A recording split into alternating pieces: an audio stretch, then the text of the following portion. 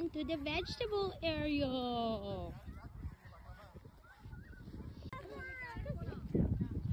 Have you ever picked eggplant before?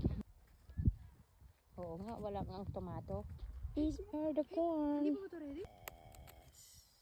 Pwede ba na? Sabi niya, ito. Jalapeno ba to? Hindi, di ba?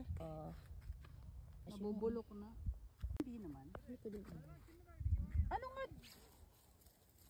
Ay, sayang. Oh, magpo-purple na siya. Uy, hindi ba tayo pwede kumain ng kamatis? Hindi ba pwede na yan? Pwede na yan. I think. Oo. No? Ah!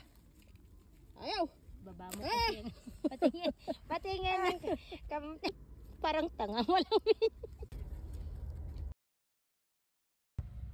Diba? yan talaga ang kulay na yan. Ito sa market niyan. Ay, oo na. Yellow.